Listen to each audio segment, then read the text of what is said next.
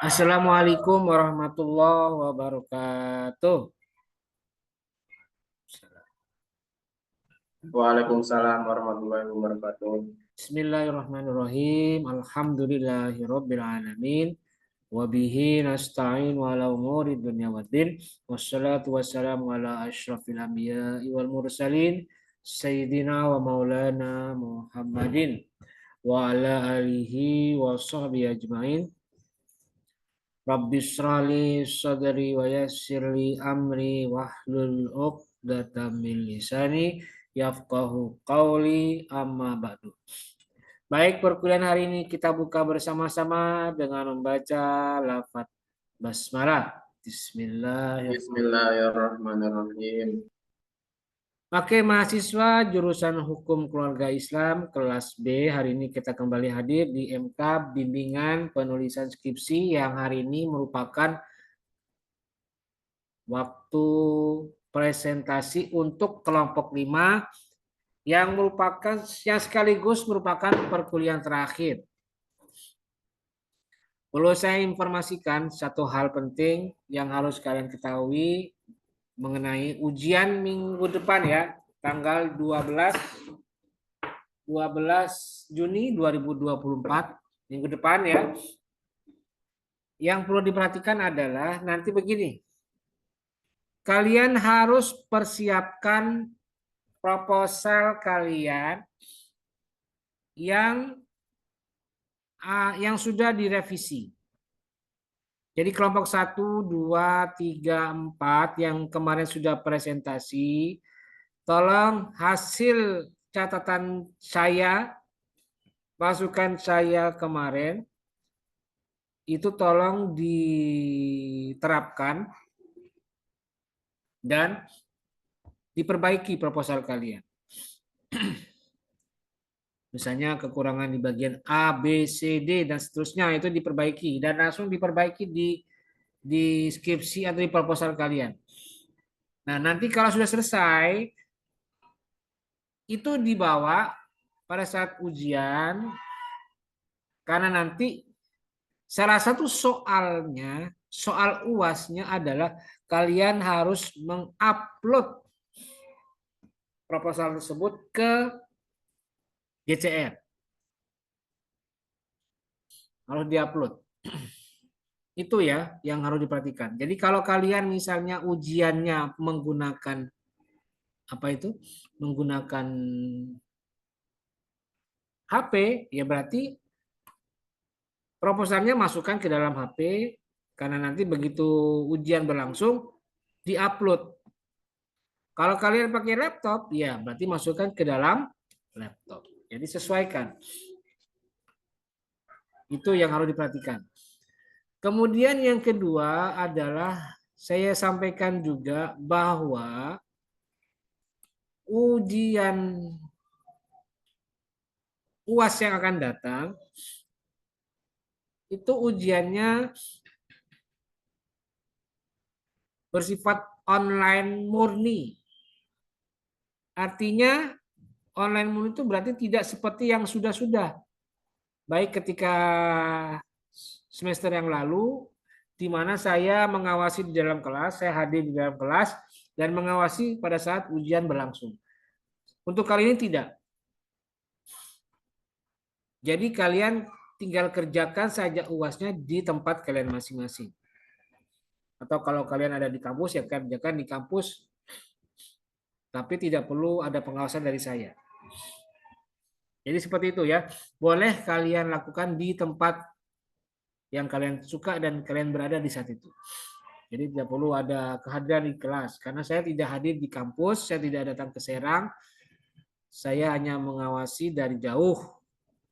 Itu ya, tolong diperhatikan ya. Jangan sampai kalau sudah waktunya UAS kalian tidak ingat. Oh, lupa Pak, saya jam 15.50 saya sedang ada di atas bis Pak. Gimana Pak? Ya itu resiko kamu itu. Kalau bisa sambil mengerjakan UAS di dalam bis ya tidak apa-apa. Tapi kalau tidak bisa ya waktunya habis. Jadi tolong perhatikan baik-baik perihal bagaimana sistem ujiannya. Kalau sekiranya bisa menunjang ya tidak apa-apa. Tapi kalau tidak ya harus diperhatikan karena ada batas waktu. Karena ujiannya itu saya batasi sampai waktu hanya 30 menit saja. Jadi sekitar jam 16.20 sudah saya tutup. Jadi tolong diperhatikan baik-baik. Batas waktu ujian UAS MK bimbingan penulisan skripsi. Gitu ya. Sekedar informasi dari saya untuk pelaksanaan UAS yang akan datang. Oke, baik. Berikutnya sekarang saya akan sampaikan siapa saja yang hari ini akan presentasi. Hari ini yang kedapatan giliran presentasi itu adalah yang pertama, Saudara Ahmad Haitami. Ada Ahmad Haitami? Mana? Ada Pak, ada. Ya, dihentikan videonya, yuk. Yang kedua, Saudari Rusita Auliasari. Mana Rusita? Ada, Pak. Yo, silakan. Berikutnya yang ketiga, Ranti Ningtyas Laksana. Mana Ranti? Mana videonya Ranti? Ada, Pak. Mana tadi? Saya.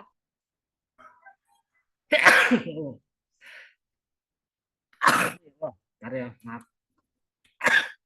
Oke, baik. Berikutnya yang keempat, Saudari Aida Afifah Milatina. Mana Aida?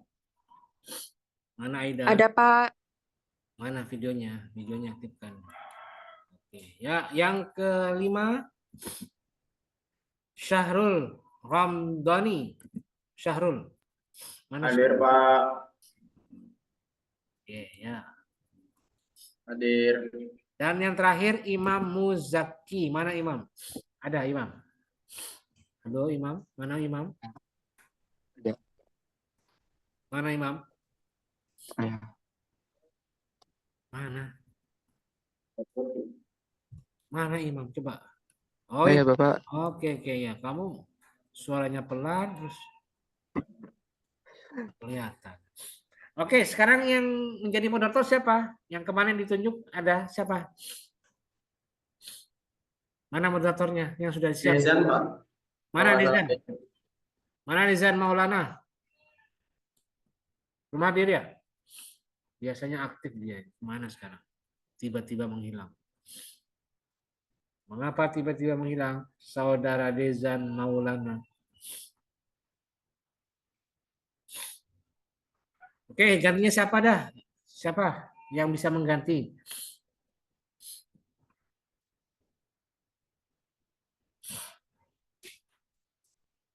Ayo, waktunya ini semakin berjalan untuk menyingkat waktu.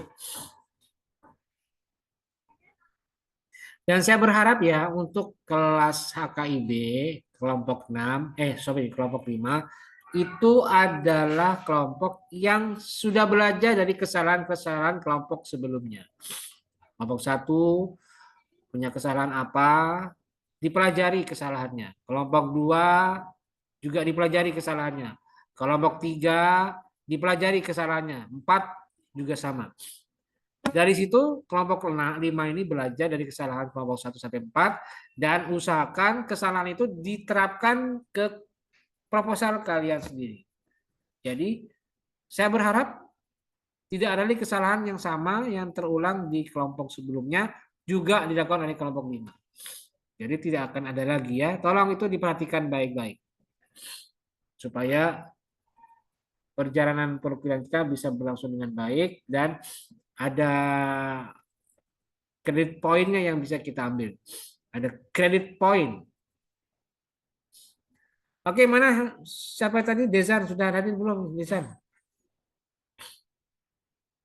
Oh, belum muncul ini. Kemana ini? Atau siapa penggantinya? Coba ayo, siapa yang bersedia menjadi moderator dan siap untuk membantu presentator untuk menampilkan makalah-makalahnya atau proposal-proposalnya. Pak, Vera aja, Pak. Vera, Pak. Vera mana Vera? Vera Fadila. Saya Pak. Pak, maaf. Kenapa? Itunya, Pak. Laptopnya nggak bisa buat dipakai buru-buru maksudnya, Pak. Maksudnya apa? Apa? Laptopnya tidak mendukung, Pak. Jadi harus persiapan lama kemarin juga kalau mau jadi moderator. Siapa berarti yang siap laptopnya? Siapa kira-kira selain Vera tadi? Mas Anda, siapkah Anda untuk menjadi moderator dengan laptopnya? Ada Marsanda? Mana Marsanda?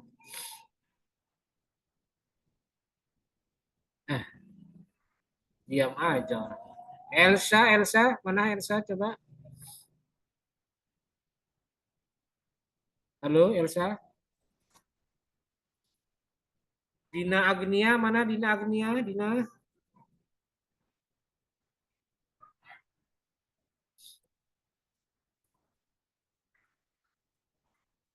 Mana Dina? Dina, ayo Dina. Iya, Pak.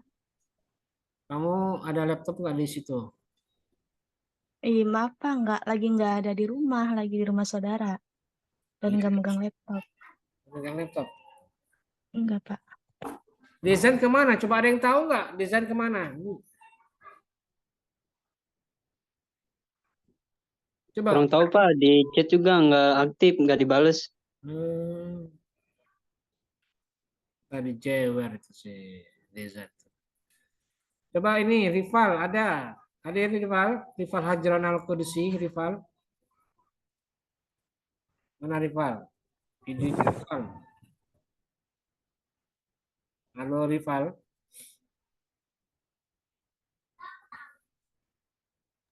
Ya Pak, ada. Kamu bisa ada laptop nggak di posisi kamu itu sekarang? Ada nggak laptop? Nggak ada Pak. Pak Fuji Pak, coba Pak Fuji. Mana Fuzi? Fuzi ayo Fuzi, ada Fuzi. Mana?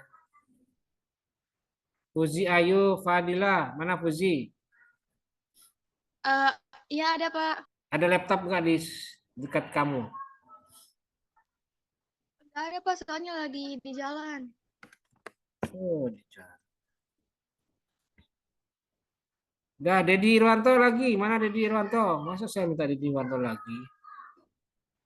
Dedi hadir. Ya Pak, Di tempat kamu ada laptop? nggak ada Pak. Saya Hmm. lagi di kampus. Di kampus? Mau pulang ke kosan. Mau bawa laptop kamu? Enggak Pak. Yang lain Pak, masa saya udah 2 kali Pak moderator mulu. Ya, saya juga tahu, tapi kalau nggak ada gimana ini? Itu aja Pak, Sahrul. Kayaknya pakai laptop tuh Pak. Sahrul lah, dia kan presentator, gimana? Presentator kok jadi moderator? Enggak maksudnya Pak, yang share screen-nya Sahrul. Cuman yang moderatornya yang lain. Ya, Sahrul bisa membantu proses share screen semua proposal teman-teman, bisa nggak? Oke Pak, bisa Pak. Nah, Ini filenya ya, Pak. sudah ada, filenya sudah disiapkan teman-teman yang lain, proposalnya sudah ada. Hah? Sudah ada belum? Share screen Pak ya. Iya, maksudnya proposal teman-temannya sudah ada di tempat kamu, di laptop kamu sudah ada atau belum? Belum Pak, nanti lagi dimintain suruh kirim ke grup kelas Pak. Oh iya, oke ya sudah. Berarti sekarang pembawa acaranya, moderatornya siapa kira-kira nih? Dina atau Vera? Vera, bisa nggak menjadi moderatornya Vera? Nanti Bisa Pak kalau kayak gitu kok yang setnya nanti Sahrul. dibantu sama Sahrul ya. Vera, silakan videonya diaktifkan. Ya, sebentar Pak. Nanti Sahrul saya akan jadikan co-host yang akan membantu proses penampilan proposal ya. Saya jadikan co-host ya, Sahrul. Dah. Oke, silakan Vera Fadila tampilkan videonya, coba. Dan yang lainnya, yang presentator tampilkan semua videonya. Yuk, Imam Muzaki, Aida, Rusita, Imam, semuanya tampil. Yuk. Oke, silakan mulai untuk presentasi dan tolong diingat waktunya karena terbatas ya, hanya 4 menit per presentator. Tolong diingatkan Nanti untuk Vera Fadila sebagai moderator ingatkan sudah habis waktunya, nanti bisa di-cut, bisa di-stop. Dan Vera akan saya jadikan co-host juga ya. Co-host untuk mematikan, men-unmute suara dari presentator ya. Vera ya.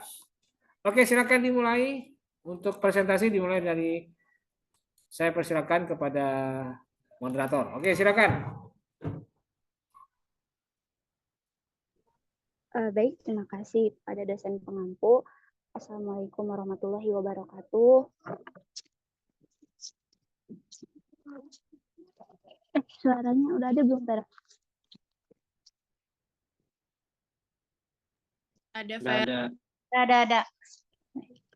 Assalamualaikum warahmatullahi wabarakatuh. Waalaikumsalam warahmatullahi wabarakatuh. Alhamdulillahirrahmanirrahim. Wa bihi nasta'in wa ala umuri dunya waddin. Wassalatu wassalamu ala asyrofil anbiya'i wal mursalin. Sayyidina Muhammadin wa ala alihi wa sahbihi ajma'in amma ba'du. Pertama-tama marilah kita panjatkan pujian puji syukur kita kehadirat Allah Subhanahu wa taala yang telah memberikan nikmatnya kepada kita semua sehingga kita masih bisa menjalani perkuliahan ini secara online. Tak lupa pula salam serta salam kita haturkan kepada junjungan kita Nabi Muhammad Shallallahu Alaihi Wasallam. Semoga kita semua mendapatkan syafaatnya di yaumul kiamah nanti.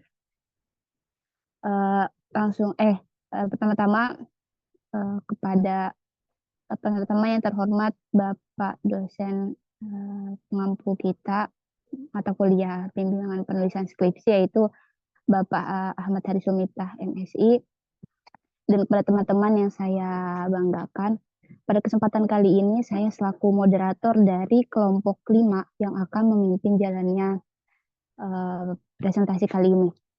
Langsung saja presentator yang pertama yaitu kepada Ahmad Haitami. Udah siap belum Syahrul? Ya. Langsung saja kepada Ahmad Haitami saya persilahkan. Baik, terima kasih pada moderator.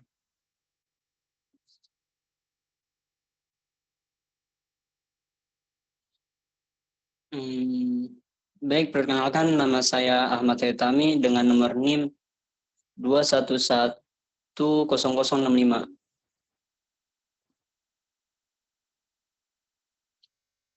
Di sini saya akan mempresentasikan proposal dengan judul Kepemilikan Hak-Hak Anak Akibat Perkawinan Siri berdasarkan Undang-Undang Nomor 23 Tahun 2002 tentang Perlindungan Anak. Studi kasus Desa Keramat, Kecamatan Tapos, Kota Depok.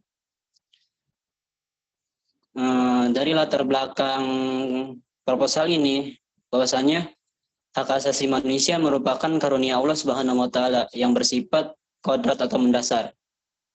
Oleh karenanya, penjagaan hak asasi manusia tersebut harus dilestarikan sejak kelahiran sampai kematiannya. Hak untuk melanjutkan keturunan atau yang diistilahkan dengan pernikahan adalah sebuah ikatan lahir batin antara pria dan wanita yang sejalan dengan aturan agama atau kepercayaannya dan aturan negara. Dengan menyelenggarakan pernikahannya di hadapan pegawai pencatatan nikah sesuai perundang-undangan yang berlaku, pemerintah telah menjadikan hukum Islam sebagai bagian dari hukum nasional melalui kompilasi hukum Islam atau KHI. Sebagaimana termaktub dalam Instruksi Presiden atau Inpres nomor 1 tahun 1991 tentang KHI kompilasi hukum Islam yang dimana ditetapkan pada tanggal 10 Juni 1991 yang di dalamnya Inpres tersebut disebutkan bahwa kompilasi hukum Islam dapat dipergunakan sebagai pedoman dalam penyelesaian masalah di bidang seperti hukum perkawinan, kewarisan, dan perwakapan oleh instansi pemerintah dan masyarakat yang memerlukannya. Adapun rukun nikah merupakan bagian dari akad perkawinan yang dipenuhi.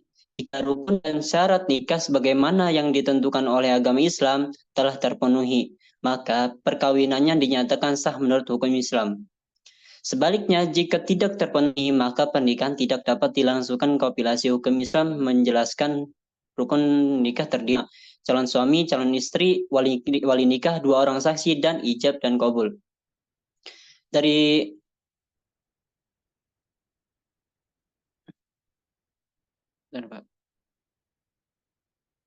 Dari pemahaman adanya video saya ada nggak? Ada.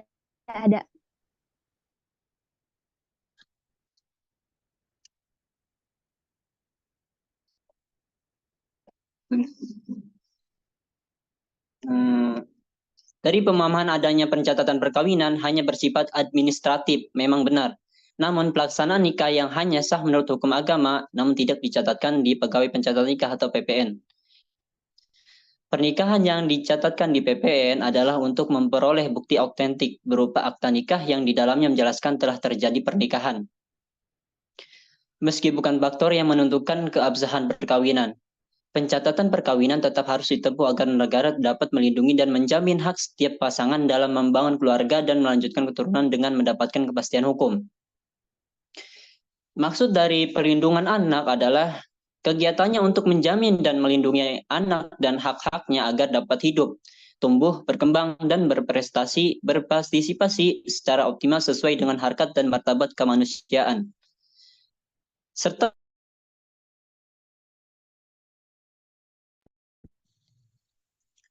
sementara itu, hak anak adalah bagian dari hak manusia yang wajib dijamin, dilindungi, dan dipenuhi oleh orang tua, keluarga, masyarakat, negara, pemerintah, dan pemerintah daerah. Status anak pada nikah siri sudah sewajarnya untuk dilindungi, bukan dibiarkan dengan tanpa adanya alternatif solusi. Dari pengkoreksian yang dilakukan Mahkamah Agung Konstitusi melalui putusan nomor 40 garing PUU nomor 8 tahun 2010 tentang pengujian pasal 43 ayat 1 Undang-Undang Perkawinan membuka cakrawala baru terhadap status anak nikah siri. Putusan tersebut dapat disimpulkan bahwa anak yang lahir di luar perkawinan tidak hanya memiliki hubungan keperdataan kepada ibunya dan keluarganya,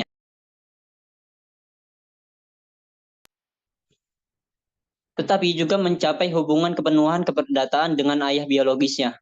Jika hanya mengacu pada hubungan keperdataan atau nasab, maka ibu dan keluarga ibu saja. Semua biaya pemeliharaan anak juga akan dilimpahkan kepada ibu dan keluarganya ibu semata, sehingga menyebabkan suami tak turut menanggung kewajiban hukum untuk memelihara, mengasuh, dan membiayai anaknya.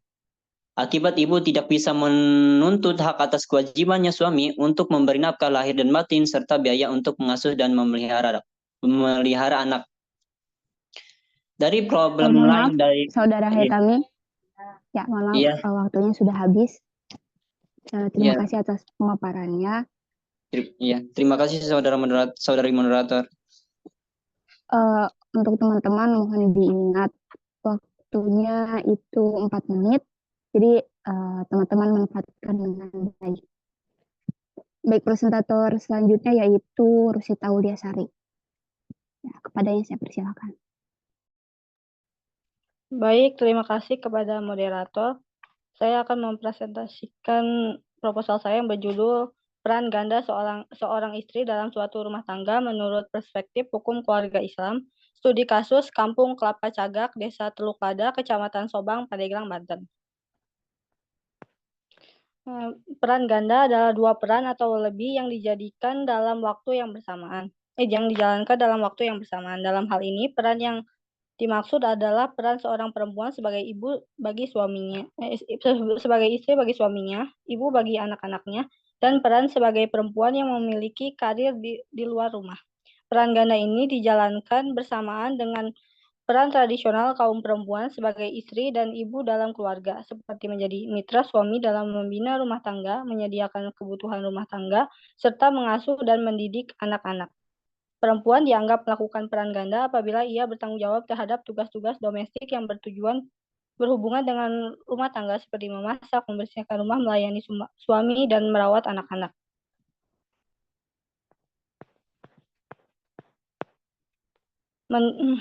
Menurut BKKBN, merumuskan pengertian keluarga yang sejahtera adalah keluarga yang dibentuk berdasarkan suatu perkawinan yang sah dan memenuhi kebutuhan anggotanya, baik kebutuhan sandang, pangan, perumahan sosial, dan agama. Keluarga yang mempunyai keseimbangan antara penghasilan keluarga dengan jumlah anggota keluarga. Keluarga yang dapat memenuhi kebutuhan kesehatan anggota keluarga serta beribadah di samping terpenuhinya kebutuhan pokok.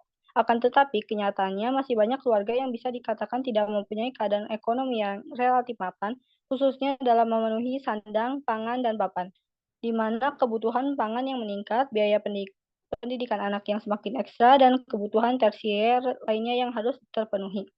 Sama halnya pada keluarga atau masyarakat yang berada di Kampung Kelapa Cagak, Desa Teluk Lada, Kecamatan Sobang, Pandeglang, Banten. Masyarakat atau keluarga di daerah tersebut mengandalkan hasil panen untuk memenuhi ekonomi dan menopang kesejahteraan keluarganya. Kepala keluarga atau suami di daerah tersebut hanya bermodalkan atau mengandalkan hasil panen sawah yang dijadikan sebagai andalan mereka dalam memenuhi kebutuhan keluarganya. Panen sekitar 3 kali per tahunnya.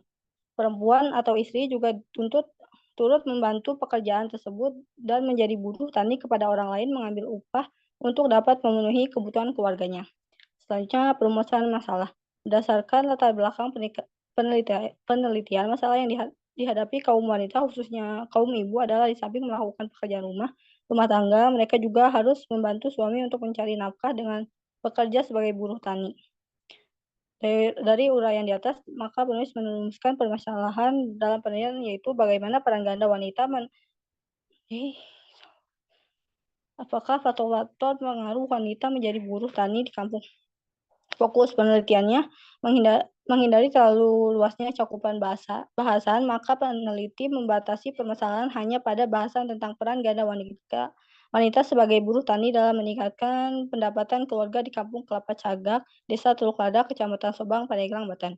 Tujuan penelitian dengan memperhatikan latar belakang masalah dan pokok masalah tersebut, maka tujuan dan pembahasan ini adalah untuk mengetahui bagaimana peran ganda wanita sebagai buruh tani di Kampung Kelapa Cagak, Desa Teluk Lada, Kecamatan Sombang. Yang kedua, untuk mengetahui apa saja faktor-faktor yang melatar belakangi wanita menjadi buruh tani di Kampung Kelapa Cagak. Manfaat penelitian untuk menambah wawasan bagi penulis dan mengetahui dan menerapkan ilmu pengetahuan. Penelitian terdahulu yang relevan. Yang pertama ada skripsi Alivia Apriani tahun 2023 yang berjudul Peran Ganda Wanita dalam Mewujudkan Ketahanan Keluarga Perspektif Makosid Al-Syariah di Desa Getas, Kecamatan Wonopringgo. Yang kedua, Amanda Clara dan Penny Rosalia. Jurnal yang berjudul Peran Ganda Perempuan dalam Meningkatkan Kesejahteraan Keluarga. Yang ketiga, Febri Al-Harepi, skripsi yang berjudul Tinjauan Hukum Islam Terhadap Peran Ganda Perempuan Karir di Desa Babadan, Kecamatan Babadan, Kabupaten Ponorogo. Kerangka pemikiran, yang pertama itu konsep peran ganda dalam hukum keluarga Islam.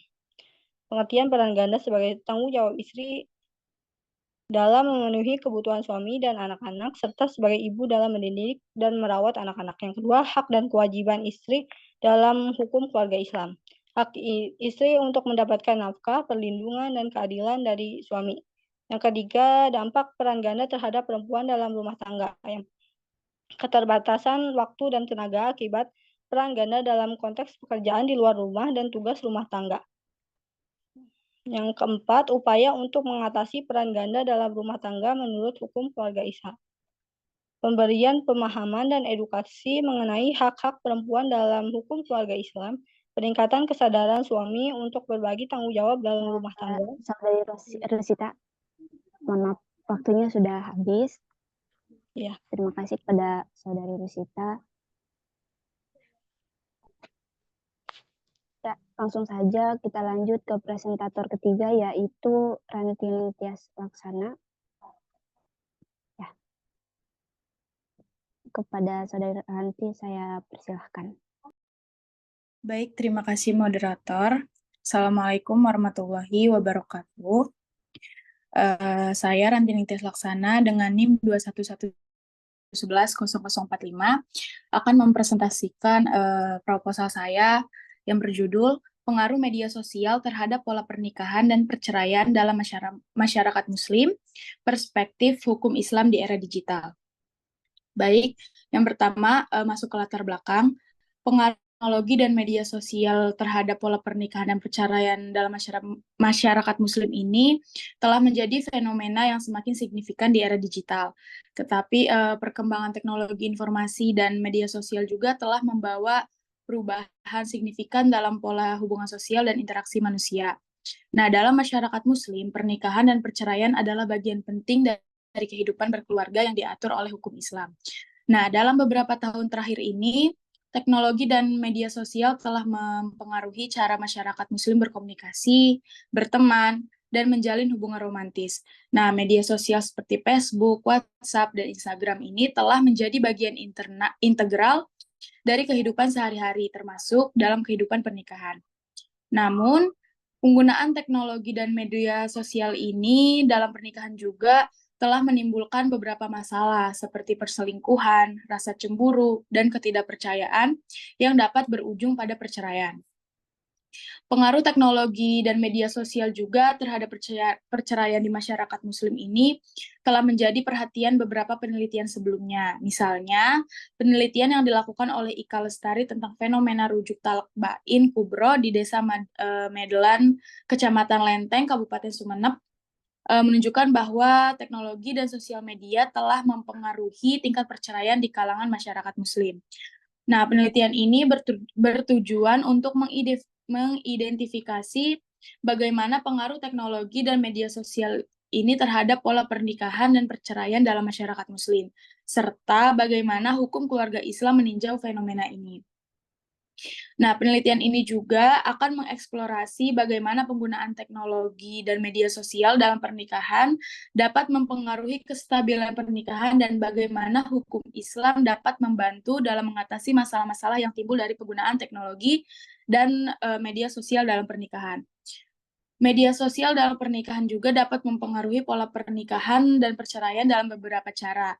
Di satu sisi, teknologi mempermudah pasangan untuk berkomunikasi dan terhubung satu sama lain, yang dapat memperkuat hubungan. Namun, di sisi lain, media sosial juga berperan sebagai faktor risiko dalam pernikahan, karena dapat memicu rasa cemburu, ketidakpercayaan, dan menyebabkan perselisihan yang berujung pada perceraian.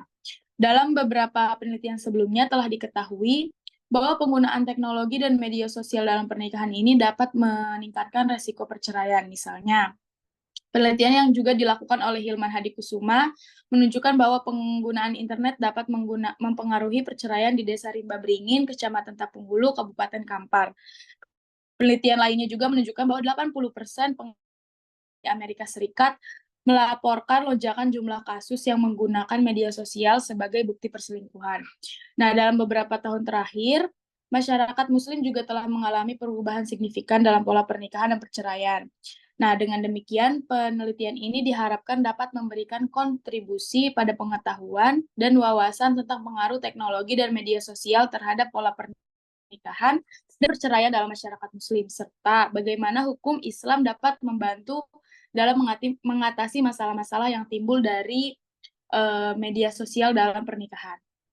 Lanjut, identifikasi masalah berdasarkan latar belakang tersebut, beberapa Cukup ya waktunya? Belum? Lanjut ya. Nah, berdasarkan latar belakang tersebut, beberapa identifikasi masalah yang muncul adalah yang pertama, bagaimana teknologi dan media sosial mempengaruhi pola pernikahan dan perceraian dalam masyarakat Muslim. Apa saja masalah yang timbul dari penggunaan teknologi dan media sosial dalam pernikahan dalam konteks masyarakat Muslim, seperti perselingkuhan, rasa cemburu, dan ketidakpercayaan. Bagaimana hukum keluarga Islam meninjau fenomena penggunaan teknologi dan media sosial dalam pernikahan, dan bagaimana penggunaan teknologi dan media sosial dalam pernikahan mempengaruhi kestabilitasan pernikahan dalam masyarakat Muslim, dan yang terakhir, bagaimana perubahan dalam pola pernikahan dan perceraian dalam masyarakat Muslim akibat pengaruh teknologi dan media sosial. Nah, pembatasan masalah dari Mohon maaf Saudari Lari. Ya, waktunya sudah habis. Moderator. Ya, terima kasih kepada presentator Ranti. Lanjut saja, yaitu presentator selanjutnya, yaitu Saudari Aida Afifah Milatina. Baik, terima kasih kepada moderator. Ya, kepada Saudari Aida saya persilahkan.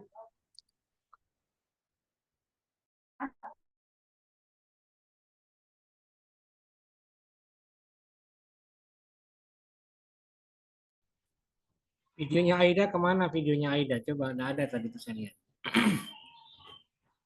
Videonya Aida kemana? Diaktifkan videonya Aida. Coba dicek dulu mana videonya. Coba nih. Ntar ya. Mana videonya?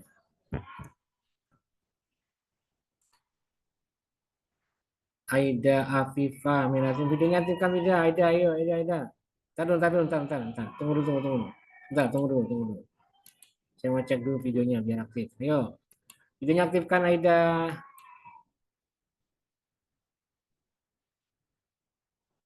Mana Aida?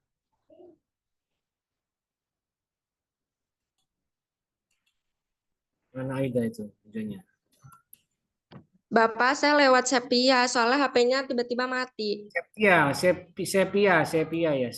Mana Sepia? Bentar. Saya cek dulu. Mana Sepia? Ya. Oh, ini ya, oke ya. Nah, silakan. Yuk. Silakan di share screen.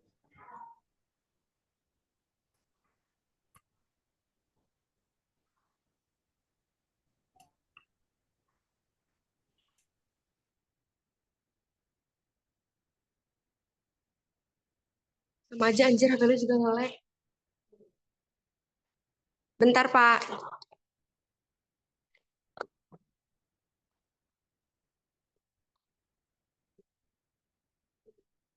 Yang mana? Yang mana? Rip.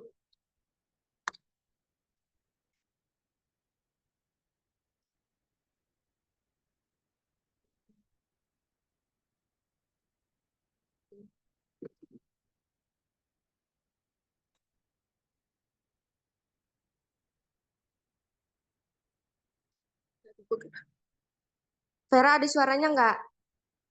Ada. Dilanjut, proposal saya yang berjudul Status Hukum Istri Paskalian, Studi Komparasi Fikih Mazhab Abu Hanifah dengan Kompilasi Hukum Islam. Untuk latar belakangnya, dalam permasalahan ini masih banyak yang belum memahami dan mengerti tentang li'an. Li'an adalah suatu perbuatan yang dilakukan oleh suami terhadap istrinya, yaitu dengan mengucapkan sumpah bahwa istrinya telah berzina. Dalam hukum Islam, li'an memiliki implikasi yang signifikan terhadap status hukum Islam, hukum istri yang ditalak. Imam Abu Hanifah berpendapat bahwa li'an dapat dilakukan oleh suami terhadap istrinya tanpa perlu saksi, dan perbuatan tersebut dianggap sah walaupun tanpa niat rujuk. Pendapat ini berbeda dengan Imam Maliki yang berpendapat bahwa li'an harus dilakukan dengan saksi. KHI berpegang pada pendapat fikih mazhab Syafi'iyah dan berupaya mengakomodir fenomena masyarakat yang ada. KHI memperhatikan realitas kehidupan dan berpandangan bahwa izin kedua mempelai adalah perkara yang sangat menunjang dalam membentuk pernikahan. Untuk tujuan penelitian ini adalah membandingkan pendapat Imam Abu Hanifah dengan kompilasi hukum Islam mengenai status hukum istri paskalian, serta untuk memahami implikasi hukum yang terjadi akibat li'an dalam pandangan hukum Islam dan hukum positif di Indonesia. Li'an juga merupakan sebuah proses hukum Islam yang dilakukan oleh suami istri untuk menyelesaikan tuduhan zina. Dalam proses ini, suami dan istri akan saling bersumpah atas tuduhan tersebut. Konsekuensi dari li'an berdampak signifikan pada status hukum istri pasca proses ini selesai. Memahami status hukum istri pasca li'an menjadi penting karena hal ini berkaitan dengan hak-hak dan kewajibannya setelah perceraian. Dalam studi ini dilakukan analisis komparatif antara pandangan fikih mazhab Abu Hanifah dan kompilasi hukum Islam di Indonesia. Pernikahan merupakan salah satu ibadah dalam agama Islam yang bertujuan untuk membangun rumah tangga yang sakinah, mawaddah warahmah. Namun dalam kehidupan rumah tangga terkadang terjadi perselisihan yang dapat berujung pada perceraian. Salah satu jenis perceraian dalam Islam adalah li'an. Dari perbedaan pendapat pandangan dari fikih mazhab Abu Hanifah dengan kompilasi hukum Islam, maka penulis tertarik untuk mengangkat dan membahas permasalahan tentang status hukum istri pasca li'an, studi komparasi fikih mazhab Abu Hanifah dengan kompilasi hukum Islam. Selanjutnya ada identifikasi masalah. Dari latar belakang yang di atas, penulis bisa mendapatkan beberapa identifikasi masalah, di antaranya yang pertama bagaimana ketidakjelasan status hukum istri pasca li'an. Yang kedua bagaimana perbedaan pandangan tentang kemungkinan rujuk. Yang ketiga bagaimana tindak pastian hak asuh anak. Selanjutnya ada pembatasan masalah. Dari identifikasi yang sudah ada, maka penulis akan fokus pada konsekuensi hukum bagi istri pasca li'an, khususnya terkait atas status hukumnya, hak asuh anak, dan kemungkinan rujuknya. Aspek-aspek psikologis dan sosial seperti stigma dan trauma tidak menjadi fokus utama penelitian ini. Tapi penelitian ini fokus pada analisis status hukum istri pasca li'an dalam konteks hukum Islam saat ini.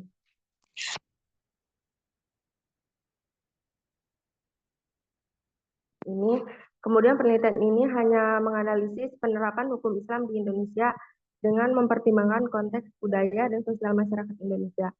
Perbedaan penerapan hukum di negara lain tidak dikaji dalam penelitian ini. Selanjutnya rumusan masalah. Yang pertama ada bagaimana pandangan fikih mazhab Abu Hanifah terkait status hukum istri pasca li'an. Yang kedua bagaimana pandangan kompilasi hukum Islam secara umum terhadap istri pasca li'an. Dan yang ketiga, apa perbedaan pendapat antara fikih mazhab Abu Hanifah dan kompilasi hukum Islam terkait istri pasca li'an. Yang keempat, bagaimana aplikasi istri pasca li'an dalam praktik hukum Islam menurut kedua sumber tersebut. Dan Saudari Aida. Ya, makasih. Waktu sudah habis. Terima kasih kepada Saudari Aida. Ya. Langsung saja presentator kelima yaitu Saudara Syahrul Ramdan. Saya persilakan.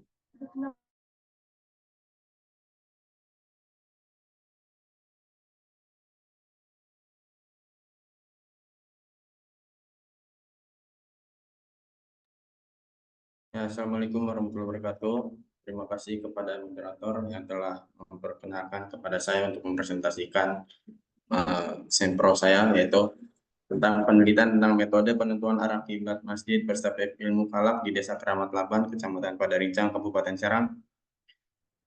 Untuk itu, langsung saja ke latar belakangnya.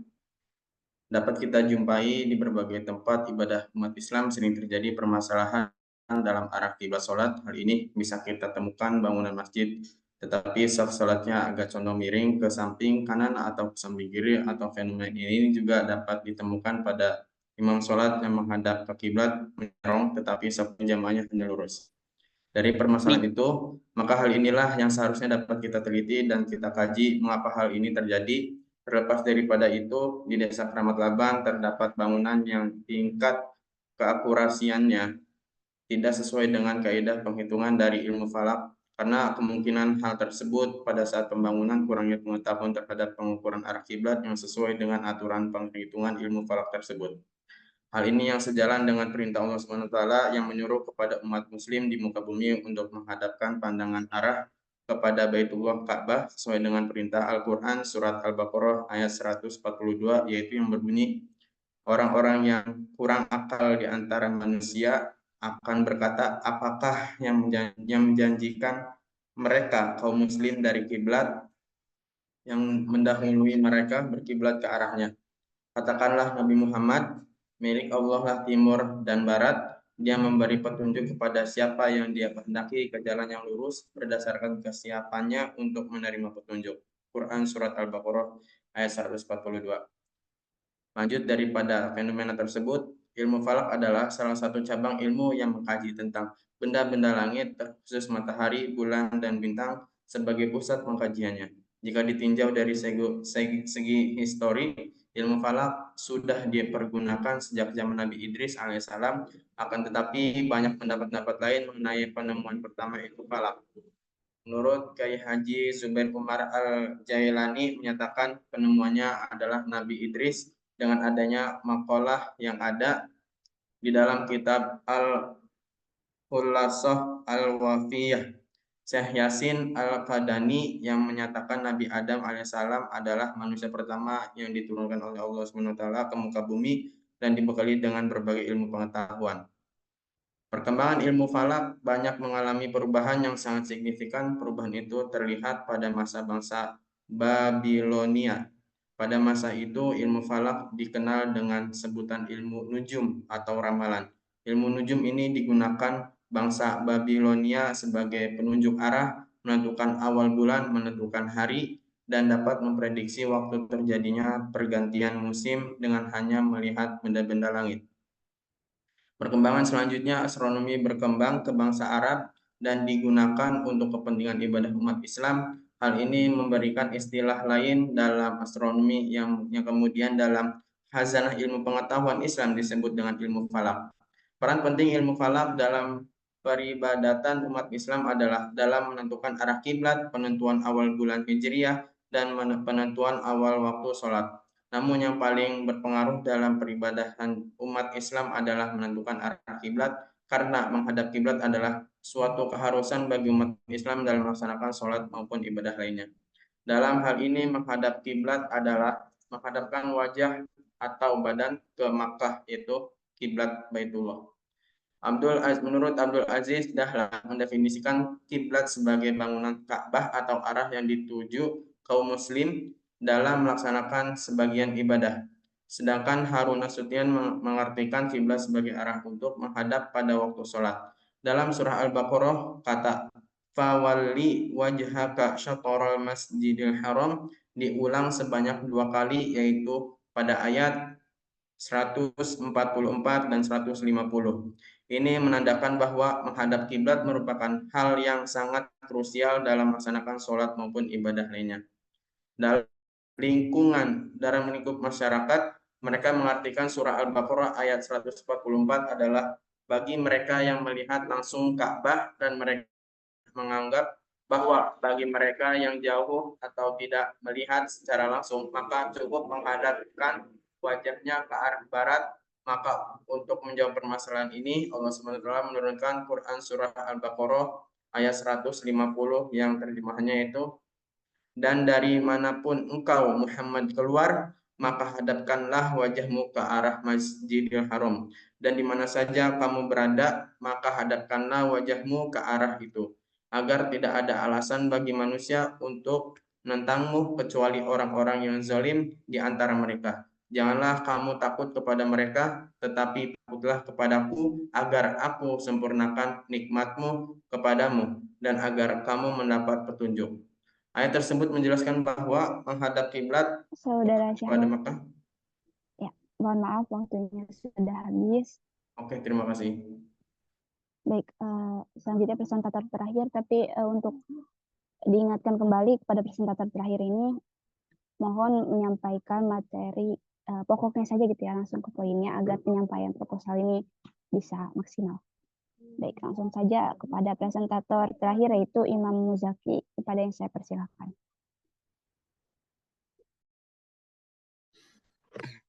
Baik, terima kasih. Assalamualaikum warahmatullahi wabarakatuh. Perkenalkan, nama saya Imam Muzaki dengan NIM 211100048 dengan judul Eksplorasi Perputaran Matahari dalam menentukan perhitungan waktu sholat dengan menggunakan Rubung Jaya. Langsung saja kepada latar belakang ya. Nah, matahari ini merupakan benda angkasa yang sangat besar yang khususnya mempunyai fungsi yang sangat penting bagi manusia, khususnya bagi planet-planet lain ya, karena memberikan suatu energi kepada bumi ini. Nah, adanya matahari tentunya sangat berperan sekali dalam menentukan awal waktu sholat ya, karena matahari ini memiliki cahaya yang menjadi arah untuk penentuan awal waktu sholat. sebagaimana Allah telah berfirman dalam Quran surat Al-Isra ayat 74 yang artinya dirikanlah sholat dari sesudah matahari tergelincir sampai gelap malam, dan dirikanlah pula sholat subuh, sesungguhnya sholat subuh itu disaksikan oleh para malaikat. Nah, dari ayat ini seolah-olah menjadi patokan bahwa waktu awal sholat itu dilihat dari tergelincir matahari. Nah, disinilah ilmu falak berperan penting dalam menentukan waktu awal sholat, di mana ayat ini menunjukkan bahwa waktu sholat itu dilihat dari matahari ya. Berbeda dengan bulan. Bulan itu fungsinya itu untuk menentukan tanggal, hari, dan juga bulan. Berbeda dengan matahari ya. Matahari ini fungsinya untuk menentukan jam, terus juga waktu sholat, arah kiblat, dan lain sebagainya. Nah, di antara metode-metode yang banyak sekali untuk menentukan awal waktu sholat, ada metode tahqiqi dan juga ada metode kontemporer ya, di mana metode tahqiqi ini disebut sebagai metode klasik ya, seperti memakai perhitungan yang mengacu pada kitab-kitab kuning seperti kitab Taqribul Maqsad, Nurul Anwar, Yusuf Al-Lakiyah, dan sebagainya. Dan metode kontemporer itu seperti memakai almanak nautika, bisa pakai data ephemeris dan lain sebagainya. Tapi yang saya menggunakan ini menggunakan buku mujaib, di mana buku mujaib ini adalah alat klasik ya yang diciptakan oleh Syekhuna Al-Khwarizmi. Beliau ini pakar ahli falak dari Uzbekistan. Yang selanjutnya rumusan masalah. Yang pertama, analisis penentuan waktu sholat menggunakan alat bantu atau buku mujaib. Yang kedua, analisis perputaran matahari dalam kaitannya dengan perhitungan awal waktu sholat. Dan yang ketiga, bagaimana tingkat keakurasian perhitungan awal waktu sholat menggunakan buku mujaib. Dan yang ketiga, batasan masalah, yaitu peneliti memperjelas isi proposal ini dari masalah pada rubuh mujaib, buku, kitab kuning, serta jurnal yang memadai dalam mencari referensi ya. Dan yang keempat, tujuan penelitian. Yang pertama, untuk mendeskripsikan perhitungan awal waktu sholat menggunakan metode rubuh mujaib. Yang kedua, untuk mendeskripsikan dan menganalisis akurasi metode rubuh mujaib dalam menentukan awal waktu sholat. Dan yang ketiga, untuk menganalisa perputaran matahari dalam kaitannya dengan patokan penentuan awal waktu sholat. Adapun manfaat dari penelitian ini sebagai suatu karya ilmiah yang selanjutnya dapat menjadi informasi dan juga referensi sumber rujukan bagi para ahli falak, khususnya pembaca. Yang kedua, memberikan hasil analisis mengenai penentuan awal waktu sholat. Yang ke F, penelitian terdahulu yang relevan. Yang pertama, skripsi yang ditulis oleh Siti Nur Rahmah yang berjudul Perhitungan Awal Waktu Sholat menggunakan metode rubuh mujaib di Pondok Pesantren An-Nida Al-Islami Bekasi. Dalam skripsi ini beliau menulis tentang penggunaan rubuh mujaib ini dalam kaitannya untuk penentuan awal waktu sholat. Yang kedua, ada jurnal dari Zainuddin yang berjudul Posisi Matahari dalam Menentukan Waktu Sholat menurut Dalil Syar'i. Dan jurnal ini pun beliau menulis mengenai waktu sholat tapi menggunakan cahaya matahari gitu. Yang ke G, kerangka pemikirannya. Nah, secara astronomis ini patokan untuk menentuan awal waktu sholat yaitu letak posisi matahari dari perjalanan semu di sekitar ekliptika ya.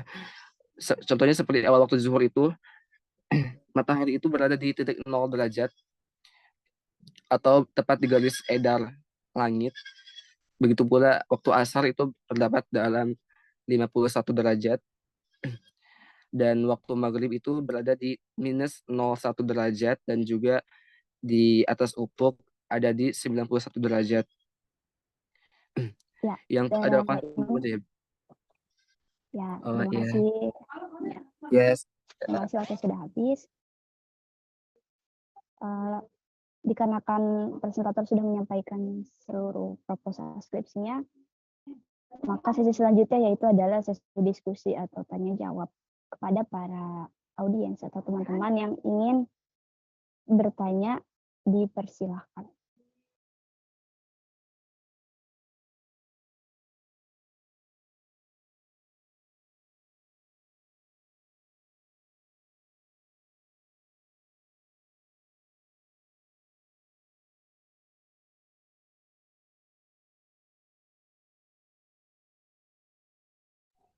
Yo, silakan. Teman-teman yang lain di luar kelompok 5 silakan bertanya. Oke.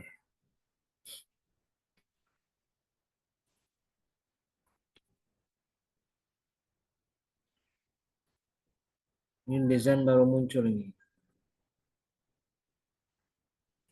Aja. Ketiduran, Pak. Kerjanya tidur baik kamu. Aduh, nungguin ini tadi, Pak. MK ke-1, ke-2-nya kosong. Udah silakan. Siapa yang mau bertanya? Ayo. Ini waktunya semakin berjalan. Kalau tidak ada, nanti kita lanjutkan dengan evaluasi dari saya. Ya silakan yang mau bertanya. Silakan moderator pimpin sesi tanya jawab.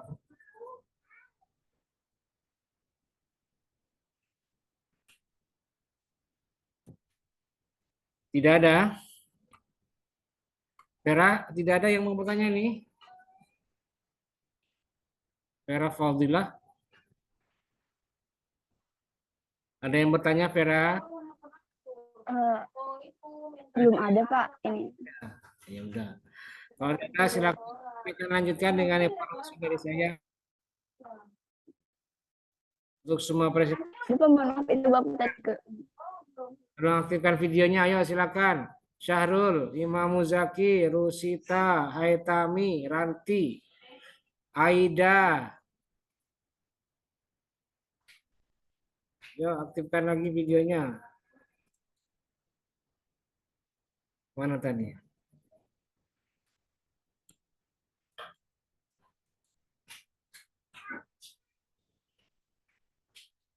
Aida, mana Aida? Siapa itu? Haitami, mana Haitami? Videonya Haitami, yuk. Aktifkan video nak. Yuk. Pak, saya minta ini Pak, kirimin sekali lagi Pak. Apa? Ini link absen Pak. Link absen masih belum isi. Dari laptop nggak bisa Pak. Ya, silakan dah.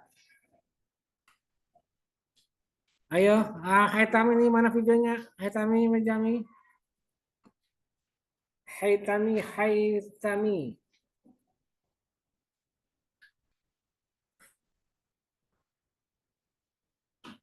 Mana Haitami? Ayo. Oke, baik. Saya tampilkan dulu ya. Apa namanya?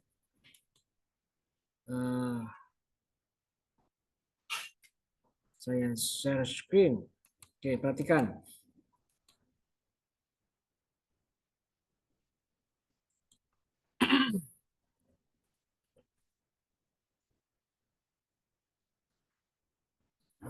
Yang pertama, Saudara Haitami ini.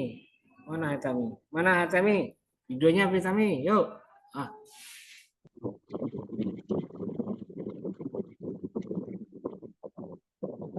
Main aja Haitami ini. Baik, berikutnya Saudara Rusita. Saudari Rusita, mana Rusita? Yuk, perhatikan. Rusita, mana Rusita? Ya, perhatikan ya. Peran seorang istri dalam suatu rumah tangga menurut perspektif hukum keluarga Islam. Studi kasus di Kampung Kelapa Cagak, Desa Teluk Lada, Sobang, Pandeglang. Oke, perhatikan. Nih, pendahuluan tidak perlu ya, langsung hapus nih, langsung latar belakang masalah ya. Tidak perlu. Kemudian ini saya tanya nih, footnote nomor 2, hikmatullah, hukum perkawinan Indonesia, koma, Serang, koma, mana, terbitan mana ini?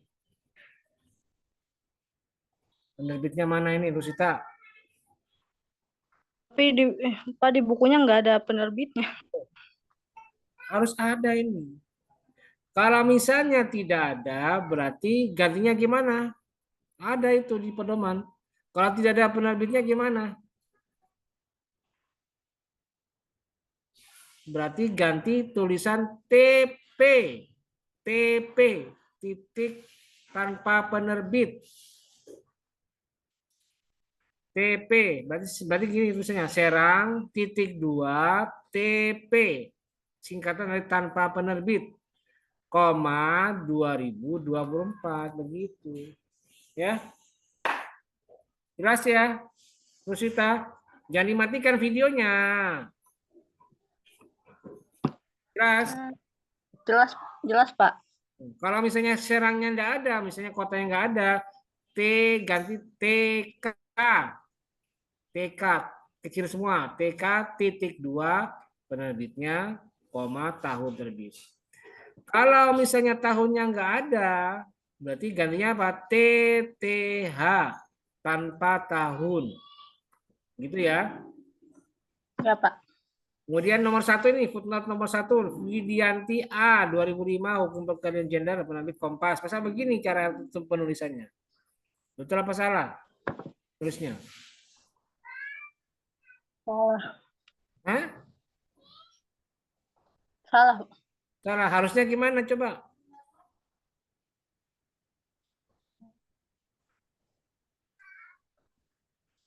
Gimana?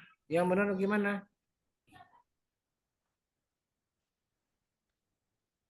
Hah? Ayo cepat. Hah? Tahunnya di belakang.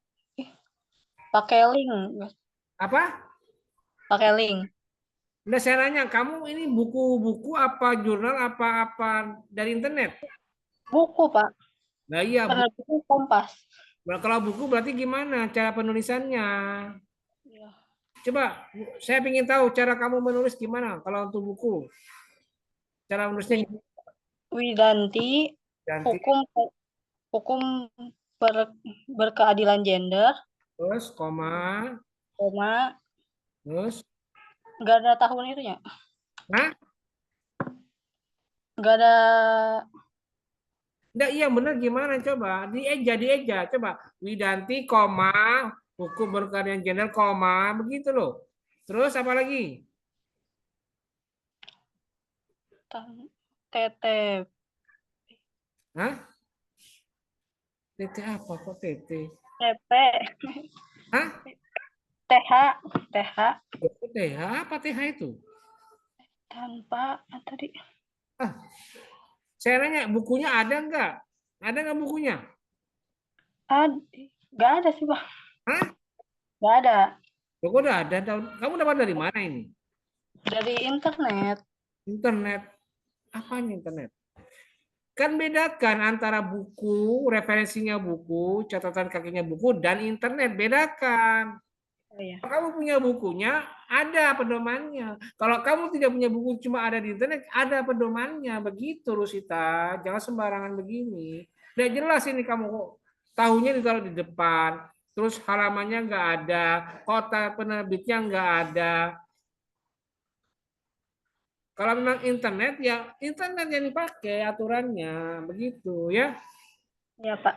Yang ngaco kayak begini. Dan saya ingatkan ya, kamu kalau ada salah ini ya, saya baca dari tadi, hampir semua dari apa itu catatan kakinya rata-rata salah semua. Jadi tolong diperbaiki, Dan nanti pada saat UAS sudah direvisi dan sudah perbaikan ya. Ya Pak. Saya minta itu diperbaiki semuanya itu. Dan kamu kalau bingung, baca lagi buku pedomannya, termasuk juga kalau catatan kakinya itu jurnal, gimana cara menulisnya? Ini juga salah itu.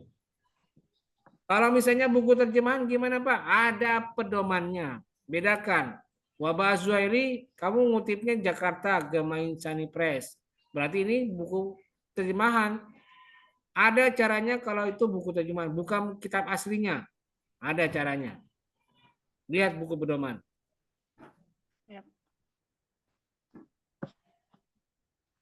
Oke, itu ya catatan dari saya untuk Rusita. Berikutnya, Hai Tami sudah datang. Hai Tami. Mana Hai Tami? Ada Pak. Dari tadi kemana baik kamu itu?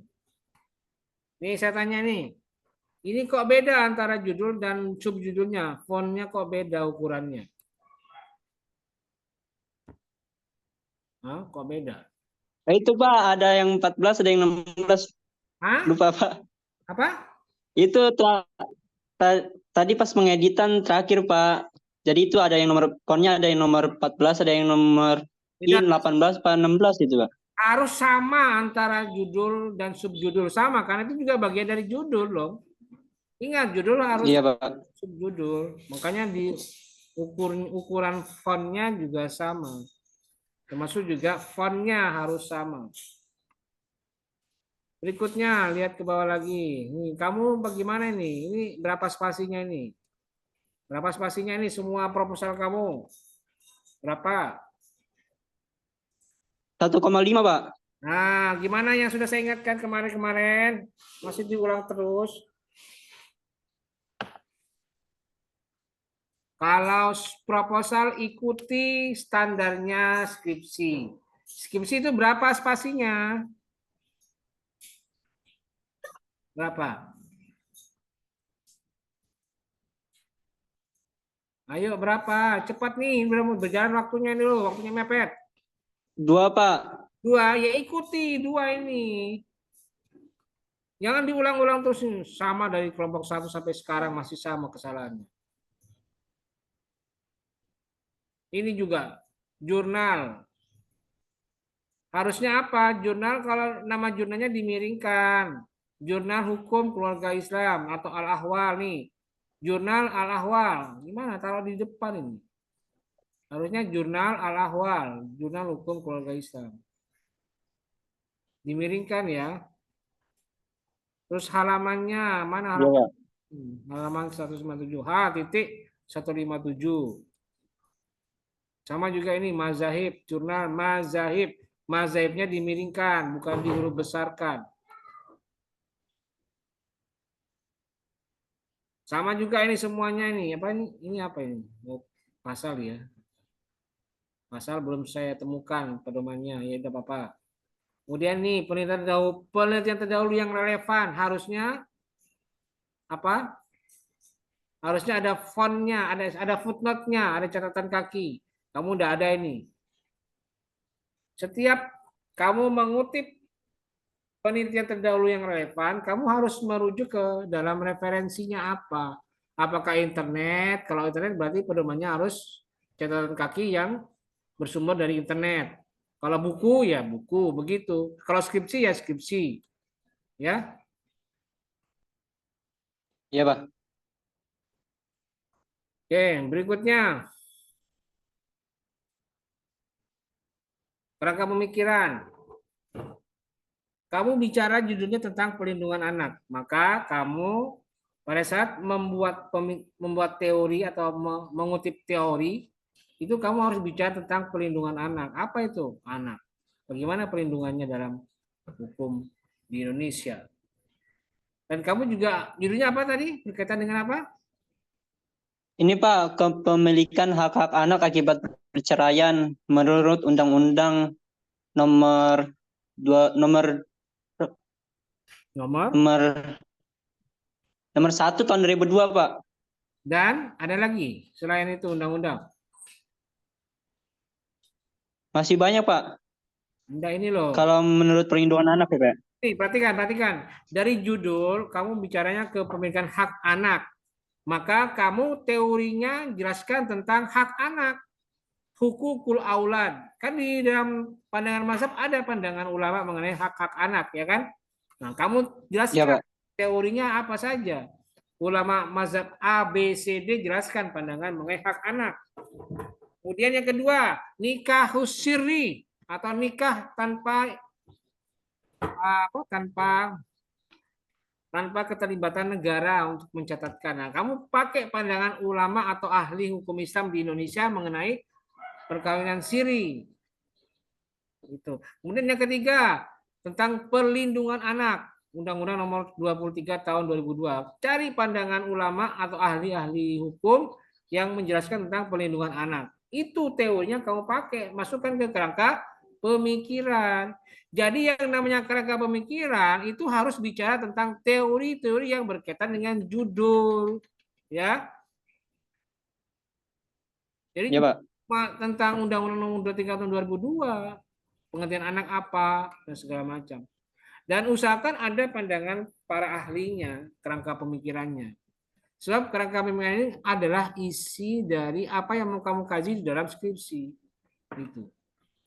Ya, Hai Tami ya. Itu Iya, Pak. Terima kasih, Pak. saya. Baik, berikutnya yang ketiga, Saudari Ranti. Mana Ranti? Saya, Pak. Perhatikan nanti. Iya, Pak. Catatan saya sama ini, 1,5 ini. Harus 2 ya. Kemudian ini nih. Muhammad Usni Abdullah Pakarti, Dampak Teknologi. Sukabumi 2023. Emang penerbitnya mana ini? Penerbitnya, nama penerbitnya. Mana? Cuma Sukabumi doang. Kota. Sebentar, Pak. Masukkan ya, penerbitnya mana, terus koma, tahunnya, tutup kurung, koma, baru halaman. Halaman berapa? Iya, Pak. Harus dilengkapi, jangan salah kayak begini. Semuanya ya, semua footnote, semua catatan kaki kamu, pakai pedoman dalam menuliskan catatan kaki ya. Nih, rumusan masalahnya banyak banget kamu Ranti. Kok bisa ada 5? Banyak banget. 3 lah minimal lah, jangan sampai 5 kebanyakan. Emang bisa. Iya, Pak. Diringkas, kira-kira mana yang perlu dan mana yang tidak perlu.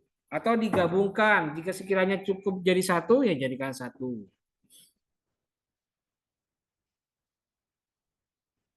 Ya, usahakan Iya, Pak.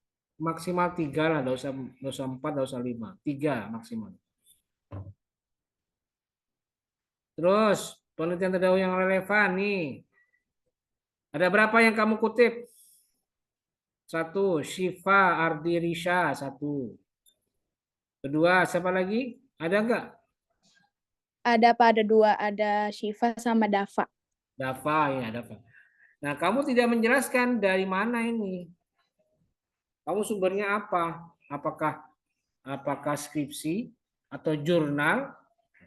Tapi tidak kamu sebutkan jurnalnya dari mana, skripsinya dari kampus mana. Harus disebutkan. Dan nanti tolong masukkan dalam catatan kaki juga. Masukkan. Kalau kamu dari internet, ya masukkan sumber internet ini. Baik, Pak. Kamu skripsi fisik atau bukti fisik, jurnal fisik, sebutkan data bukunya. Ini cuma Jakarta doang, langsung tahun. Kurang lengkap ini. Ya, kemudian kamu tidak ada kerangka pemikirannya, tidak ada kerangka pemikiran. Kemana kerangka pemikirannya ini? Harus dimasukkan kerangka pemikiran yang sama seperti tadi masukan saya buat item itu. Ya, itu masukan saya buat terus Ranti. Baik, Pak. Terima kasih. Berikutnya Saudari Aida, mana Aida? Iya, Pak.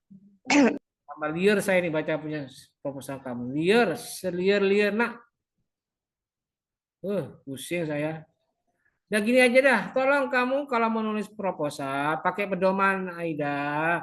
Jangan kayak begini acak-acak adut. Nggak jelas ini. Apa ini? Ini aja. Tanyakan kepada teman misalnya ke Syahrul siapa tadi ya yang udah cukup bagus. Tanyakan ke teman-teman yang sudah dapat catatan dari saya, gimana cara pedoman penulisan proposal. Itu saja dah. Kebanyakan kamu ini salahnya banyak banget dari awal sampai akhir salah semua. Iya, Pak. Salah semua ini. Pokoknya salah. Kamu tanyakan, konsultasi teman-teman kamu yang sudah dapat catatan dari saya. Perbaiki, itu aja. Dan ikuti buku pedoman. Itu aja, wis ya. Ya, Pak. Banyaknya yang saya mau ngomong apa itu. Bingung saya. Nah, berikutnya Saudara Syahrul. Mana Syahrul? Mana Syahrul? Hadir, Pak, hadir. Syahrul perhatikan. Syahrul, lihat nih. Satu ini ya, kamu udah sebutkan ayatnya apa ini? Surat Al-Baqarah ayat 142. Sebutkan. Ya, betul ya. Ditulis Ya, Pak. lengkap. Terus berikutnya masih di ayat ini juga. Mana footnote-nya? Footnote-nya harusnya apa? Itu Pak di belakang itu Pak. Nah itu. Kalau bisa ya, ini saya sarankan ya, jangan ke internet, tapi ke buku terjemah Al-Quran. Ya, usahakan karena bisa lebih bertanggung jawab. Yang ketiga, ini berapa baris nih Syahrul? 6 ya, 6 baris. Kalau 6 baris gimana aturannya? Lebih dari 5 baris berarti harus ditulis miring. 1 spasi. Jangan dua begini. Dan ingat ya, saya peka loh ini 1,5 ini bukan 2. Jadi Ya, kamu Pak. dari awal ini, dari penulisan proposalnya tidak pakai standar skripsi. Berarti harus pakai standar skripsi ya, 2 spasi. Berikutnya.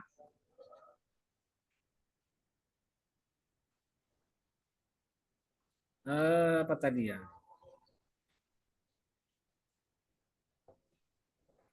Ini juga sama ini terjemah saja ini. Dari tulis ayatnya.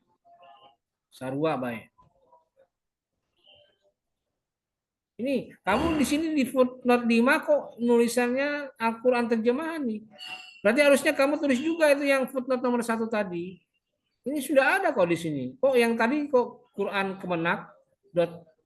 Iya Pak, dari link ini Pak, dari link Kemenag Pak. Saya nyari Al-Quran dari link itu Pak. Tidak bisa begitu. Kalau memang kamu punya buku terjemahnya, ya itu saja dipakai. Nah itu kan resmi dan ada buktinya. Ada buktinya ya. Jadi pakai itu aja. Tinggal kamu lengkapi data bukunya ini. Ini data bukunya apa? Buka kurung Jakarta .2 PT Ikhtiar Baru Van Hoeve misalnya. Koma tahun terbit 2002 tutup kurung koma cetakan ke berapa koma halaman gitu ya. Itu saja ya dari saya catatan saya untuk kamu. Oke Pak, makasih Pak. Terakhir dari siapa ini? Imam Muzaki, mana Imam? Saya Pak, saya. Ya, perhatikan. Ya. Saya tanya ini, rubu mujayyab. Ini saya koreksi ya. Rubu'ul berarti tanda petiknya di sebelah mana ini? Rubu'ul mujayyab. Rubu'ul berarti di mana yang betul tanda kutipnya ini? Hah? Oh, di huruf U nggak sih Pak itu? Coba dieja. Bu R U B U B terus U terus B tanda kutip U. ya. Rubu'ul berarti salah ini, bukan rubu. Kalau gini kan kita rubu. Yang betul rubu'ul mujayyab. Nah, saya tanya, rubu'ul mujayyab itu istilah bahasa Arab, bahasa Inggris, bahasa Indonesia atau bahasa Sunda? Arab Bapak. Ya, berarti kan bukan istilah bukan bahasa Indonesia kan? Berarti itu istilah asing. Nah, kalau di dalam penulisan skripsi, kalau istilah asing kalau digimanakan harus dimiringkan, di italik. Jadi kalau kamu menulis di dalam proposal ini seterusnya istilah rubu'ul mujayyab semuanya otomatis harus ditulis miring, itu ya. Iya Pak. Harus konsisten kamu, jaga konsistensinya. Kemudian catatan saya lagi, nih, IAIN Syekh Nurjati 2013 halaman I. Saya tanya, ini kotanya mana? Afifuddin, pengaruh pergeseran matahari terhadap waktu sholat. Ini kota mana ini? Tidak ada kotanya. Harusnya ditulis kotanya ya. Misalnya Cirebon .2 IAIN Syekh Nurjati, gitu ya. Iya Pak. Berikutnya.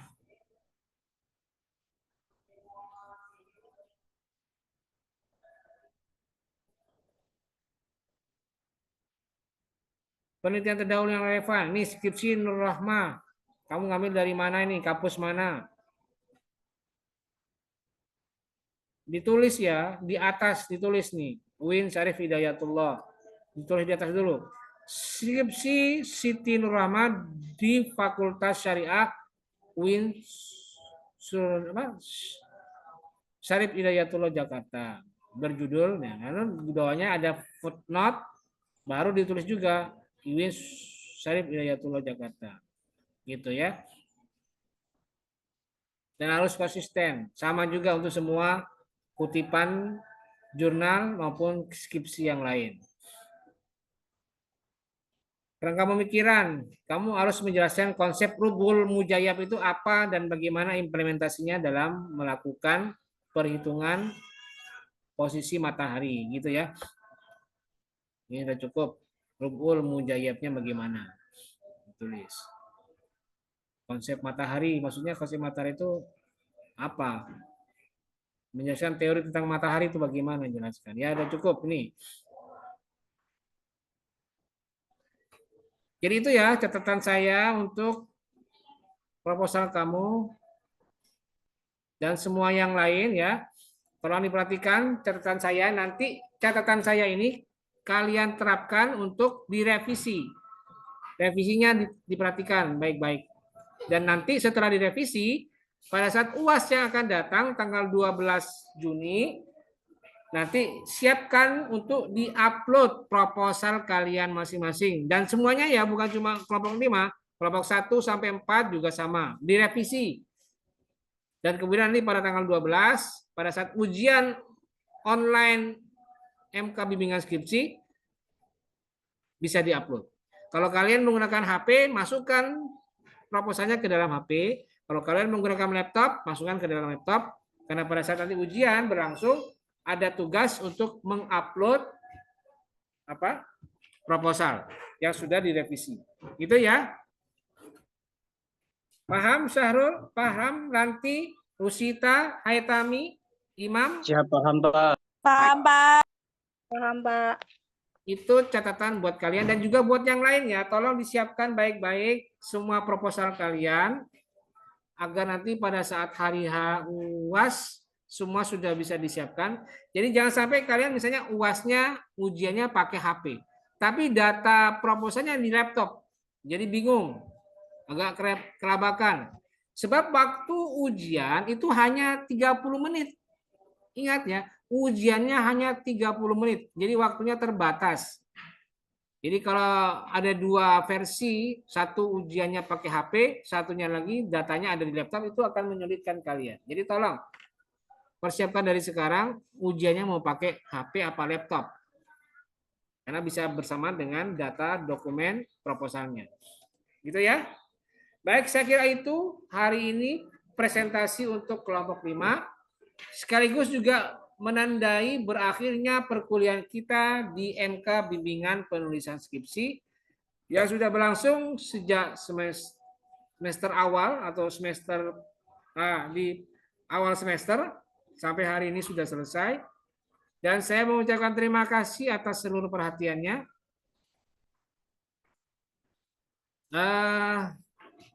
Saya ingatkan ujian nanti akan berlangsung pada tanggal 12 Juni 2024.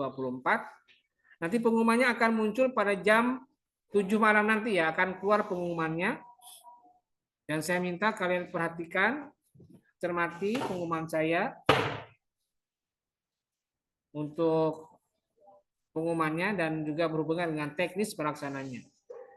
Baik, dan sebelum saya akhiri, karena ini adalah pertemuan terakhir, maka saya minta kepada kalian, kita berdoa dan memohon kepada Allah Subhanahu wa Ta'ala agar apa yang kita dapatkan selama 1 semester ini bisa bermanfaat buat kita semua. Dan setidaknya kita meningkatkan semangat kita untuk lebih giat lagi untuk menghadapi fase pembuatan dan penyusunan skripsi. Amin. Ini juga kasih buat kita semua ya. Oh, ternyata pedomannya ini cara menulis skripsi. Oh, ini caranya, ini aturannya, ini pedomannya. Ikuti semua apa yang ada di dalam buku pedoman. Ikuti. Kalau ada update, silakan update terus peraturan-peraturan yang berhubungan dengan penulisan skripsi maupun proposal. Karena terus terang saja ini pedomannya dibuat pada tahun 2020. Mungkin di tahun 2024 ada perubahan.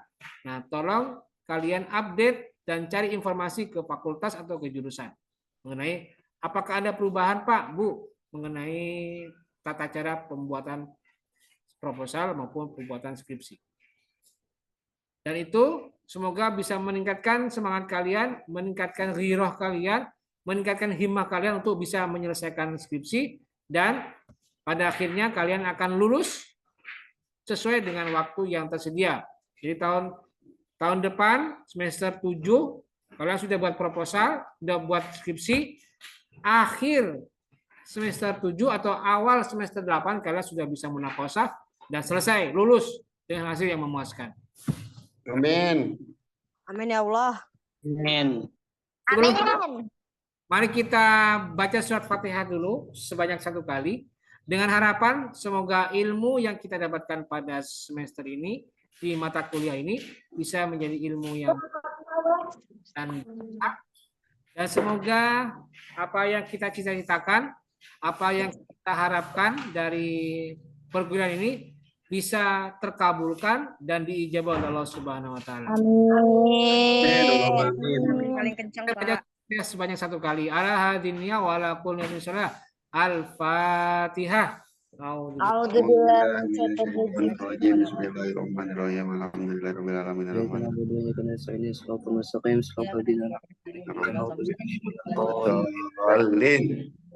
Amin. Terima kasih dan saya juga mohon maaf jika selama perkuliahan ini berlangsung ada kata-kata maupun ucapan dan tindakan saya yang kurang berkenan.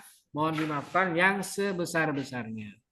Iya Pak, kita juga minta maaf ya Pak sama Bapak kalau banyak salah. Mohon maaf juga Pak. Bentar, sabar dulu, gantian saya ngomong dulu. Dan saya juga ya nanti gantian lah, saya ngomong dulu. Belum dari Iya Pak, maafin Sabina Pak. Dan saya juga minta perhatiannya karena ini sudah pertemuan terakhir dan tidak ada lagi kelas lagi setelah ini. Kalian juga nanti setelah ini tidak ada kelas. Saya juga nanti setelah ini tidak ketemu lagi dengan kalian.